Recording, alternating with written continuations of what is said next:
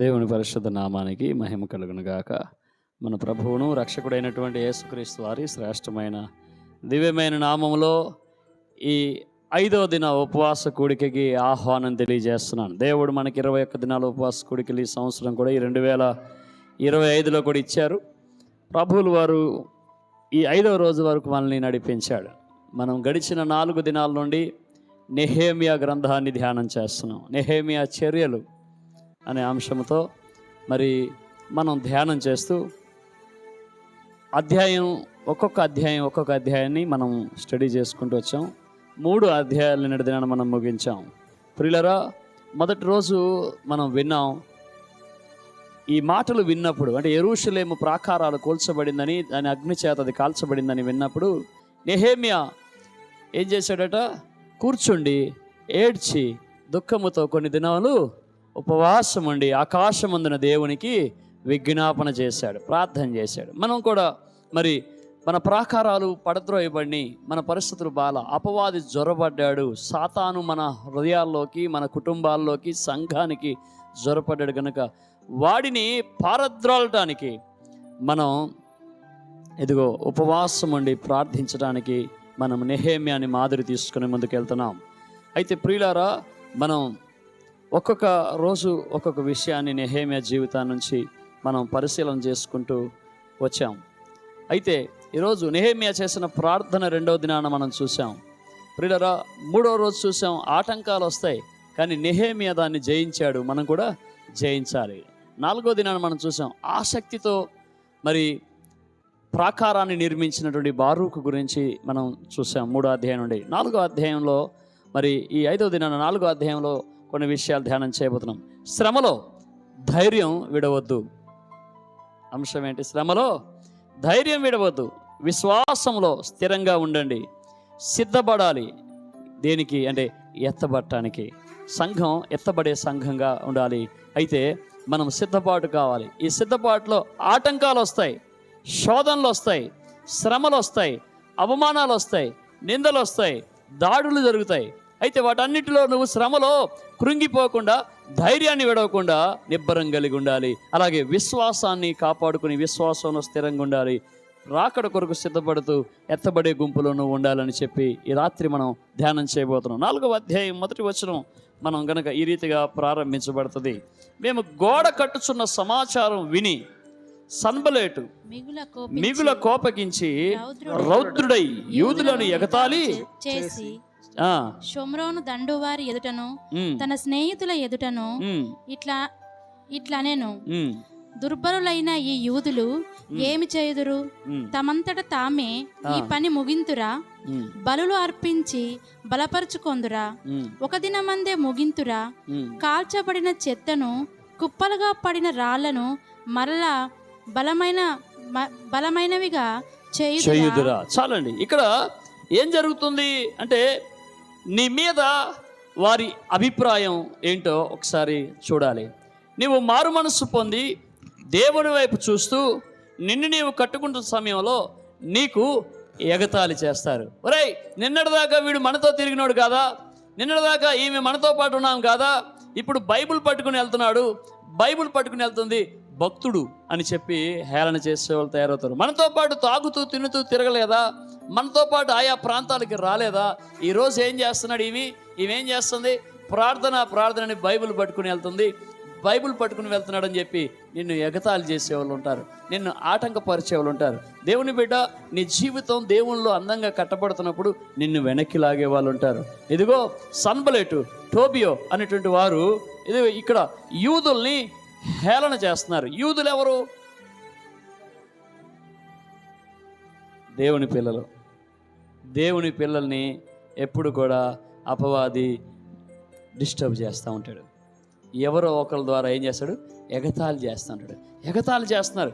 ఏమని ఎగతాళి చేస్తున్నారు అంటే, దుర్బలులు.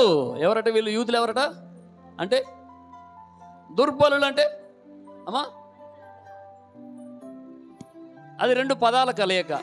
బలం, దుర్బలం. అంటే బలం ఉంది, ఇంకేముంది? దుర్బలం అంటే వీరు బలహీనులు. ఎవరు వీరంతేమి పెద్ద బలవంతులేమి కాదండి. అవును ప్రియులారా, నీవు మైనారిటీవే, నువ్వు మెజారిటీ కాదు, నువ్వు మైనారిటీవే. అయితే గుర్తుపెట్టుకో, ఇక్కడ ఉన్న వీరి మీద కూడా అదే రీతిగా మాట్లాడుతాను. వీరు దుర్బలులు. వీరేం చేస్తారు? కాల్చబడిన చెత్త, కుప్పలుగా ఉండిన రాళ్ళను మళ్ళా బలమైనగా చేస్తారా? దేన్ని కడుతున్నారు వీళ్ళు? యెరూషలేము ప్రాకారాన్ని వారు ఏమని పలుకుతున్నారు? చెత్త. దీనిట చెత్తని సరి చేయటానికి, రాళ్ళ కుప్పని, రాళ్ళ పెంటని సరి చేయటానికి వీళ్ళు అవి బలం అవుతాయా? అవునండి. పరిస్థితి బహుదారుణం అయిపోయింది. డాక్టర్ చెప్తాడు కదా, ఏమంటాడంటే, ఈయన పట్టుకుని ఇంటికి వెళ్ళిపోండి. ఈయన అదృష్టం బాగుంటే ఉంటాడు, ఉన్న రోజులు మంచిగా చూసుకోండి, ఇక మేము చేయాల్సిందంతా చేసాం, ఇకేమీ కాదు. ఇదిగో అలాంటి వారిని పట్టుకొని వీరు ప్రార్థన చేస్తున్నారు. అలాంటి వారిని పట్టుకొని వీరు గుడికి వెళ్తున్నారు. ఇక అంతా అయిపోయిందని చెప్పారు కానీ ఇప్పుడు వీళ్ళేదో బాగు చేస్తారంట, వీళ్ళేదో బతికించుకుంటారంట, వీరు మంచోడిని చేసేస్తారంట. తాగి అన్నీ ఖరాబ్ అయిపోయినాయి, ఇక వీడెక్కడ బాగుపడతాడు. అయితే నా దేవునికి అసాధ్యమైంది ఏది కూడా లేదు. హల్లెలూయా. ఈ మాటలు వింటున్న నా సహోదరి, సహోదరుడా, నీ జీవితంలో నీ శరీరము బలహీనమైపోయింది. డాక్టర్ చెప్తున్నాడు కదా, నువ్వు ఇక పనికిరావని చెప్తున్నాడు. అదిగో అందరూ అంటున్నారు కదా, అయిపోయింది ఈ పరిస్థితి అయిపోయింది. ఎదుగో అటువంటి స్థితిలో నీవు కట్టడానికి పూనుకున్నావు. హల్లెలూయా. నీ పరిస్థితి దుర్బలంగా ఉంది. అవును, నేను దుర్బలమే. సేవ చేసిన తర్వాత యేసు ప్రభు శిష్యులకు ఏం చెప్పాడు? ఏమని చెప్పమన్నాడు? మేము నిష్ప్రయోజనమైన దాసులమయ్యా అని ప్రార్థన చేయమన్నాడు. మనం విర్రవేగటానికి వీలేమీ లేదు.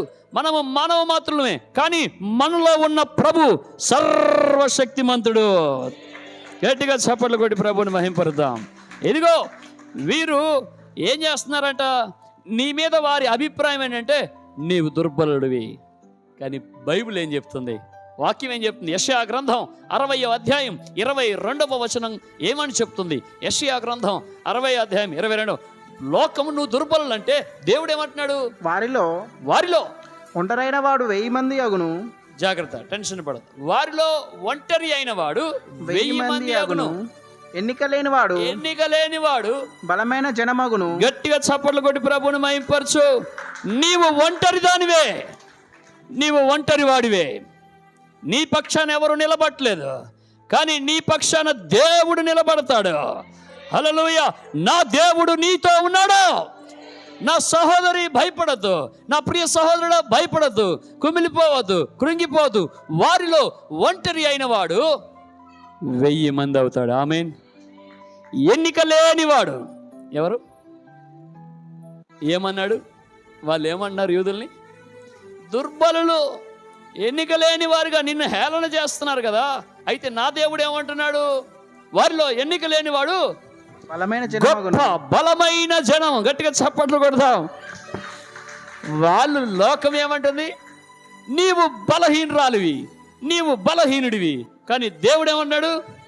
నిన్ను బలమైన జనముగా చేస్తా. ఆమేన్.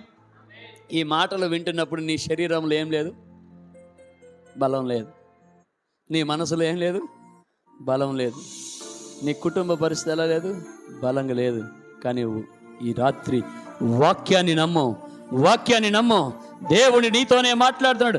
నమ్మిన వాడు ఆయన మహిమను చూస్తాడా. హల్లెలూయా. ఇదిగో ప్రియులారా, గమనించండి.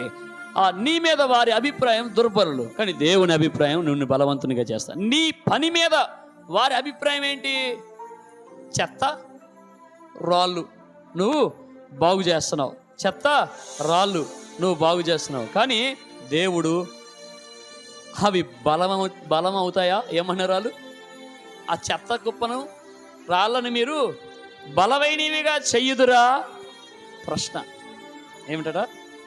అప్పుడు ఏమంటున్నారు వీళ్ళు? మరియు అమ్మోనీయుడైనటువంటి టోబియా అతని యొద్ద ఉండి వారు కట్టుచున్న దాని పైకట ఒక నక్క ఎక్కితే ఏమైందట? నువ్వు కడతన పట్టణం నక్క ఎక్కితే పడిపోవడం అంటే, ఇప్పుడు మనం అప్పుడప్పుడు జోక్గా చెప్తాం కదా, ఎవరైనా పని చేద్దాం అనుకో, అబ్బా పనోడు పందిరేస్తేనట పిచ్చుకలు వచ్చి పడేసినాయి అని ఒక సామెత. అంటే అంత చండాలంగా నువ్వు కడుతున్నావు. ఇక్కడ అది నువ్వు చేసే పని నక్క ఎక్కితే అంటే నీ పనిని ఎగతాళి చేస్తున్నాడు, నిన్ను ఎగతాళి చేస్తున్నారు. ఇది ఒక నక్క ఎక్కితేనే కూలిపోతని హేళన చేస్తున్నారు. అయితే వారు ప్రతివాదన చేయక ఏం చేశారట? ప్రభువుకు అప్పచెప్పారు. హల్లెలూయా. నేనేర్చిన చోటనే మనసారా నవ్వెదా, నే పడిన చోటనే ప్రభు కొరకై నిలిచెదా, నేనోడి పోనయ్యా నా పక్షానుండగా, నీ కృంగిపోనయ్యా నీవు నా తోడుండగా, నేనోడి పోనయ్యా నా పక్షానుండగా, నీ కృంగిపోనయ్యా నీవు నా తోడుండగా. నన్ను చూసి నవ్విన చోటే నా తలపైకెత్తినావే, నన్ను దూషించిన చోటే దీవించినావే, నన్ను చూసి నవ్విన చోటే నా తలపైకెత్తినావే, నన్ను దూషించిన చోటే దీవించినావే. ఖ్యాతినిచ్చి ఘనతనిచ్చి మంచి పేరు నాకిచ్చావే, ఖ్యాతినిచ్చి ఘనతనిచ్చి మంచి పేరు నాకిచ్చావే, శాశ్వతమైన కృపతో నన్ను నడుపుచున్నావే, శాశ్వతమైన కృపతో నన్ను నడుపుచున్నావే, నేనోడి పోనయ్యా నా పక్షానుండగా, నే కృంగిపోనయ్యా నీవు నా తోడుండగా, నేనోడి పోనయ్యా నా పక్షానుండగా, నే కృంగిపోనయ్యా నీవు నా తోడుండగా. హల్లెలూయా. ప్రియులారా, దేవుడు మన పక్షానుంటే మనకి విరోధేవుడు. వాళ్ళు అంటున్నారు కదా, ఆహా ఏం కడుతున్నావురా బాబు, నక్కెక్కితే నువ్వు కట్టింది అయిపోతుంది అని ఇంత కష్టపడి వీరు పని చేస్తుంటే వాళ్ళు హేళన చేస్తున్నారు. దేవుని బిడ్డ కొంతమంది ఒకసారి గంగిరేణిగూడెం చర్చ్ మేము కడుతున్నప్పుడు ఆ చర్చి కట్టడానికి పరిచర్య చేయడానికి రాలా ఆ సహోదరుడు. ఇంకొకరు పాపం ఆయనే నిలబడి కట్టిస్తున్నాడు. పొద్దున్నుంచి తిండి తిప్పలే కట్టిస్తుంటే దారిని పోతూ వచ్చాడు. ఆహా ఏం కట్టిస్తున్నావు, ఏం కట్టుడు అది, కట్టడం ఏంటి, నువ్వు కట్టించుడు ఏంది, అదేంటి అసలు అట్ట కడుతున్నావు అనేసరికి నేను వెళ్ళేసరికి ఆయన మస్తు డిసప్పాయింట్ అయిపోయి కట్టించేవాడు ఇంకా డిస్టర్బ్ అయిపోయి ఆయన తిక్క చేస్తున్నాడు. ఏమైంది నీకంటే నన్ను ఇట్లా అన్నాడండి. దారిన పోయేవాళ్ళు 100 అంటారు, దారిని పోయేవాళ్ళు 100 అంటారు. నువ్వు టెన్షన్ పడదు.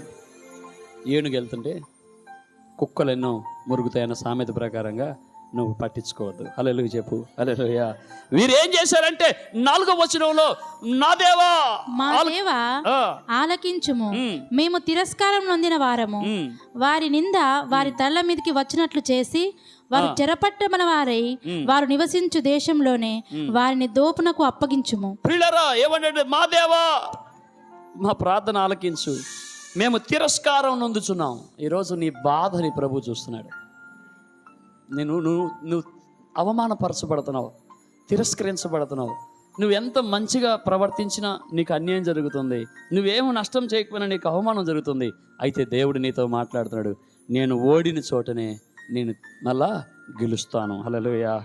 నేను అవమానం పొందిన చోటే నేను ఘనపరచబడతాను, నా తల అక్కడ ఎత్తబడుతుంది అని నువ్వు నమ్మి ప్రభువుకు ఒక స్తోత్రం చెప్పు. హల్లెలూయా, హల్లెలూయా, హల్లెలూయా. ప్రియులారా, అయితే ప్రియులారా గమనించండి, వారు వాదనకి ఏం చేయలేదట, ప్రతివాదన గొడవ పెట్టుకున్నట్టు ఏం చేయకూడదు. నువ్వు కొంతమంది కుక్కల మీద కోళ్ళ మీద పెట్టుకుని తిడుతూ ఉంటారు, లేదంటే మనల్ని రెచ్చగొట్టడానికి అవసరమైతే డైరెక్ట్ కూడా అవుతారు. అప్పుడు నువ్వేం చేయాలి? మౌనంగా వెళ్ళిపోవాలి. ఏం చేయాలి? వీళ్ళు ఏం చేశారు? గొడవ పెట్టుకోవాలా? గొడవలు వద్దు మనకి. ప్రార్థన చేయి, ప్రభువు గొప్ప చెప్పు, స్తోత్రం చెప్పు. హల్లెలూయా. ఇప్పుడు నువ్వు ఓడిపోయిన వాడివే, కానీ నువ్వు గెలవబోతున్నావు. గెలవాలి అనుకుంటే ఏం చేయాలి? మౌనంగా వెళ్ళిపోవాలి. ఆమేన్, హల్లెలూయా. మీరు మౌనంగా వెళ్ళిపోవడం అంటే మౌనంగా వెళ్ళిపోవడం కాదు, మౌనంగా వెళ్ళి ఎక్కడ ఏడవాలి? ఎక్కడ చూసుకోవాలి? ప్రభు పాదాల దగ్గర బలిపీఠం నీ కన్నీటితో తడిచిపోవాలి. దేవుని పాదాలు నీ కన్నీటితో తడవాలి. అప్పుడు దేవుడు చూసుకుంటాడు. అందుకనే దేవుని వాక్యం ఏం సెలవిస్తుంది? పగ తీర్చుట నా వంతు, నీ పని కాదు. తీర్పు తీర్చొద్దు నువ్వు ఎవరికి, నువ్వు ప్రతిఫలంగా ప్రతి తీర్పు నువ్వు తీర్చొద్దు అని చెప్పి దేవుడు చెప్తున్నాడు. అయితే వీరేం చేశారు? 8వ వచనంకి వెళ్తే, మిగుల కోపపడి యెరూషలేము మీదికి యుద్ధమునకు వచ్చి పని ఆటంకపరచవలనని వారందరూ కట్టుకట్టి మమ్మను కలతపరచగా. ఎట్లొచ్చారట? కట్టగట్టి వచ్చి కలత చెందినట్టుగా చేస్తానంట.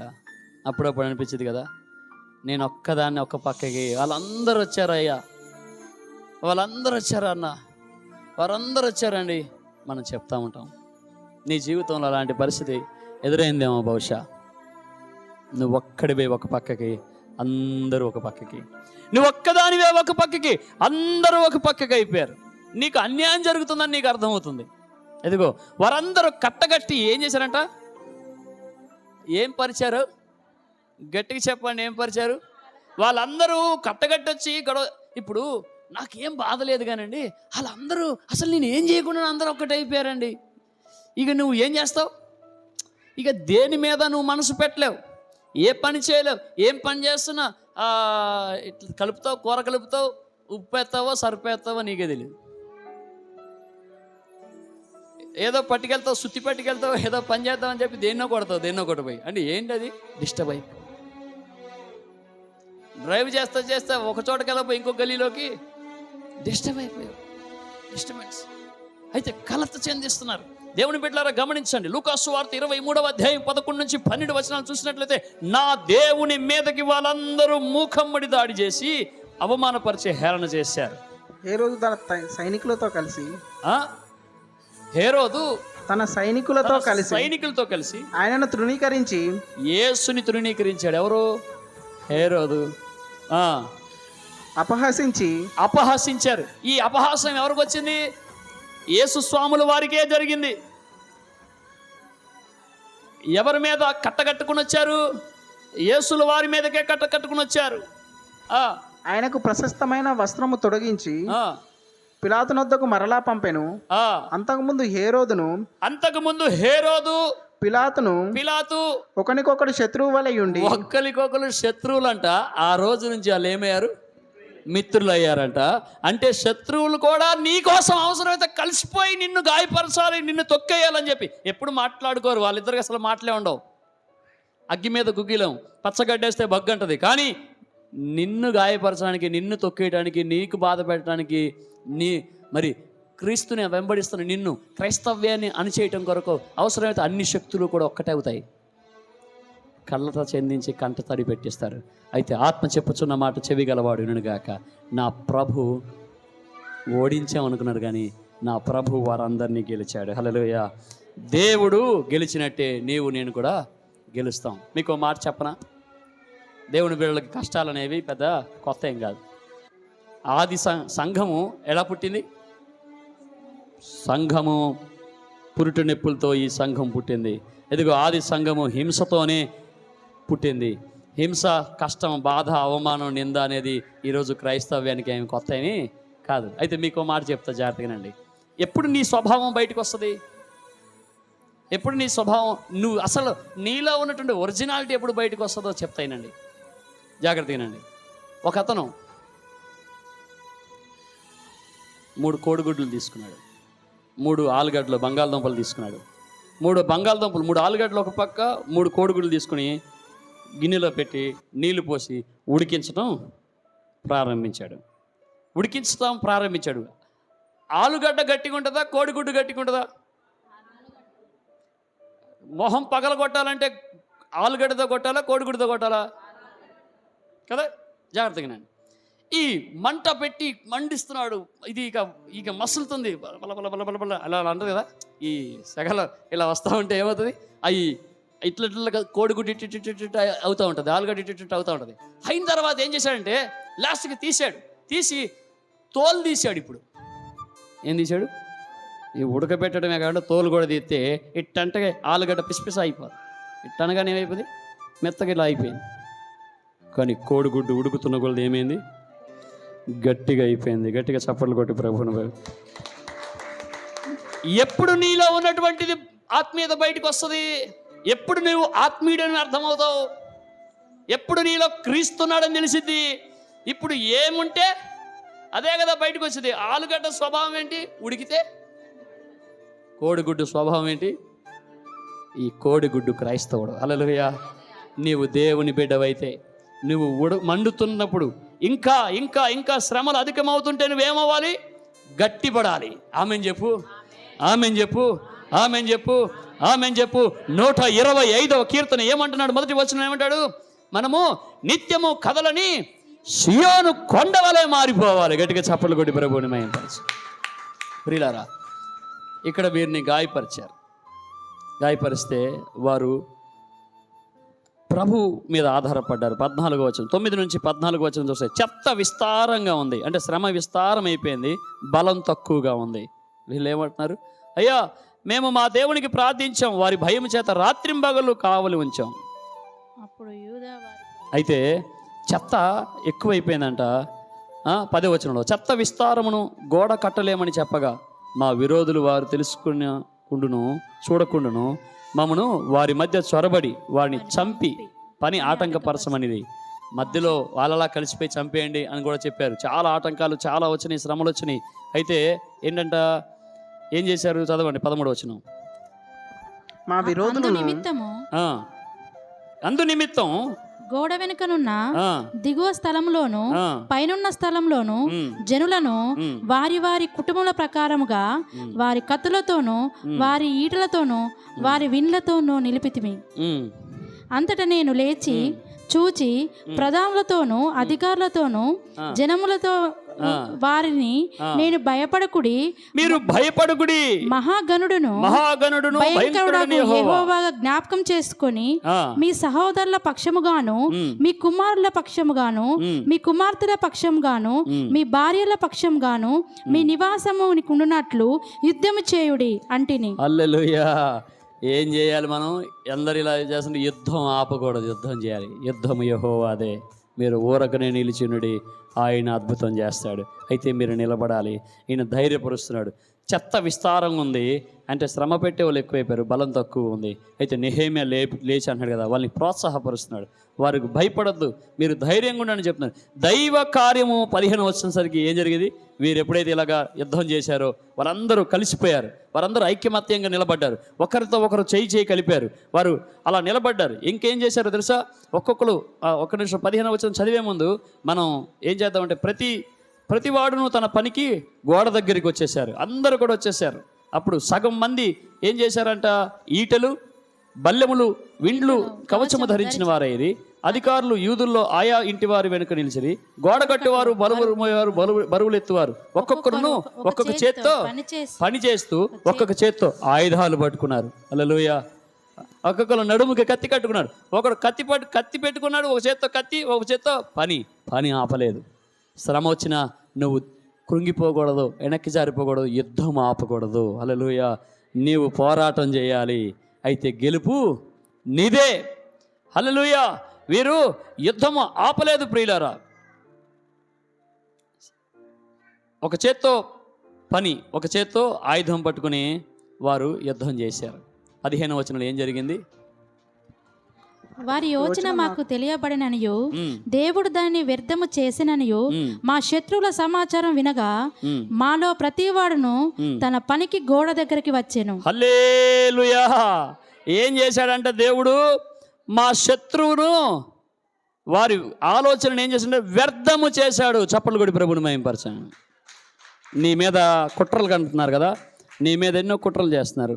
నీ కుటుంబాన్ని పాడు చేయాలి, నిన్ను పాడు చేయాలి, సంఘాన్ని పాడు చేయాలి, దేవుని రాజ్యాన్ని పాడు చేయాలని ఎన్నో కుట్రలు పడుతున్నారు. అయితే దాన్ని పటాపంచలు చేసేస్తాడు నా దేవుడు. ఎప్పుడు అంటే నువ్వు మానక ప్రార్థన చేస్తున్నప్పుడే.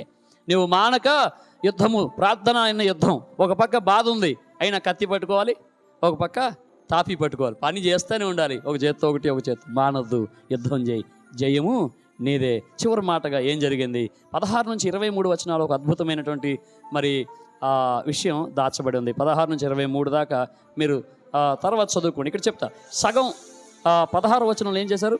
సగం మంది ఒకరు పని చేశారు, ఒకరు ఆయుధాలు పట్టుకున్నారు. రెండవది గుంపు ఎలా ఉంది? ఒక చేత్తో పని, ఒక చేత్తో ఆయుధం. ఇదంతా ఏంటి అంటే ఇది సిద్ధపాటుకు సమయం. దేనికి సమయం? ఇది సిద్ధపాటుకు సమయం. దేవుడు రాబోతున్నాడు.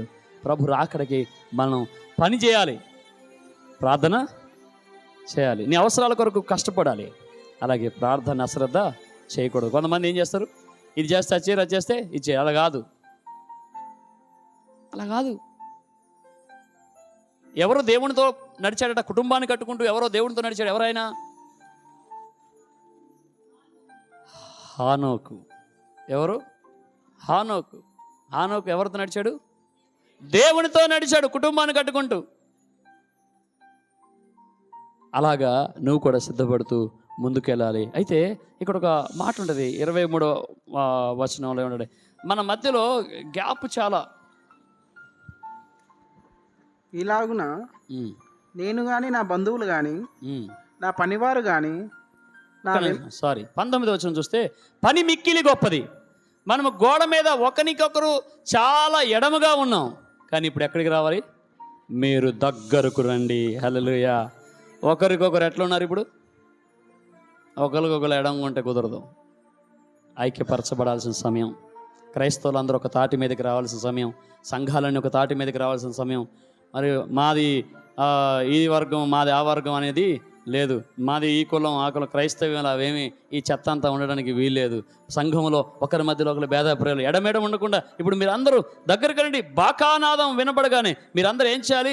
దగ్గరకు రండి. ఇదిగో ప్రభువు వస్తున్నాడు, అదే బాకానాదం. కనుక ఇప్పుడు మనం అందరం ఐక్యమై ఇదిగో మనం అందరం కూడా కలుసుకొని మనం సిద్ధపడాలి. ప్రార్థన చేసినప్పుడు ప్రియులారా, ఎడమ విడిచి దగ్గరకు రండి, ఐక్యతతో రండి. చాలా